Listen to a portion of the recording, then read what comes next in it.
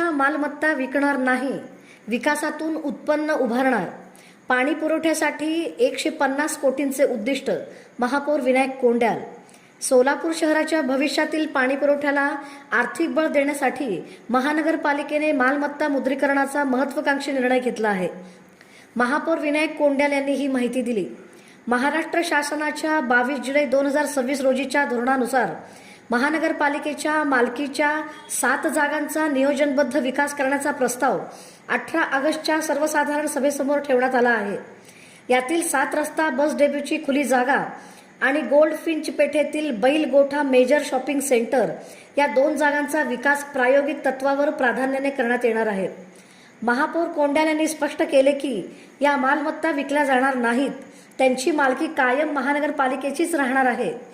BOT अर्थात बांधा वापरा हस्तांतर तत्वावर या जागांचा विकास करण्यात येणार असून कराराची मुदत संपल्यानंतर विकसित मालमत्ता पुन्हा महानगरपालिकेकडे हस्तांतरित केली जाणार आहे. संपूर्ण प्रक्रिया शासनाच्या नियमानुसार निविदा, FOI, RFQ आणि RFPच्या माध्यमातून पारदर्शक व स्पर्धात्मक पद्धतीने राबविण्यात येणार आहे. सोलापूरच्या सुमारे 1378 कोटींच्या प्रस्तावित पाणीपुरवठा योजनेसाठी महानगरपालिकेला सुमारे 350 कोटींचा स्वहिस्सा उभारायचा आहे. त्यापैकी 150 कोटी मालमत्ता मुद्रीकरणातून तर 200 कोटी बॉन्डच्या माध्यमातून उभारण्याचे नियोजन आहे.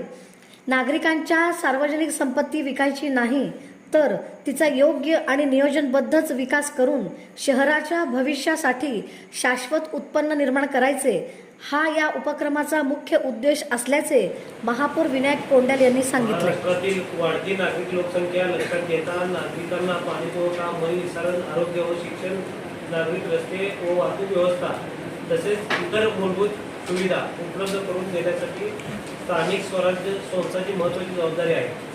वाढत्या नागरिकांना व पार्श्वभूमीवर या सुविधा पुरविताना त्यामुळे स्थानिक स्वराज्य संस्थांना शाश्वत व उत्पन्नाचे स्रोत निर्माण करून आर्थिकदृष्ट्या सक्षम व स्वावलंबी करणे आवश्यक आहे.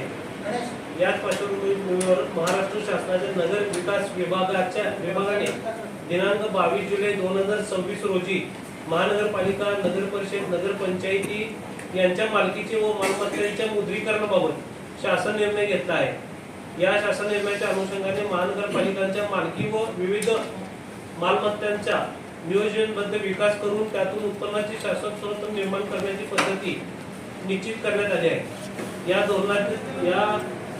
धोरणानुसार महानगरपालिकेच्या मालकीचे भूखंड असतील, निवासस्थाने असतील, व्यापारी संकुले असतील, बाजारपेठा असतील, सार्वजनिक संस्था असतील, मनोरंजनाचे जागा असतील, उद्याने असतील, नागरिक शाळा असतील, विविध नागरिक सुविधा व तसेच विकासासाठी उपलब्ध असलेले आरक्षित भूखंड, शासन प्रकल्प आणि इतर नाविन्यपूर्ण उपक्रम, खासगी विकास कंत्राटदार, शासकीय किंवा अशासकीय संस्थांच्या माध्यमातून विकास करून महानगरपालिकेच्या उत्पन्नाच्या वाढवण्याच्या दृष्टीने पर्याय उपलब्ध झाला आहे.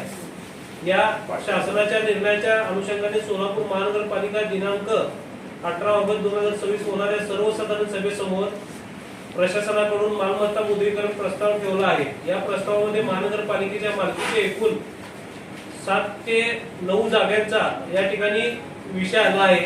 त्यामध्ये सर्वप्रथम सदर जागांचा विकास करत असताना महानगरपालिकेचा मंजूर विकास आराखडा तसेच प्रारूप विकास आराखडा याचा विचार घेतला जाणार आहे.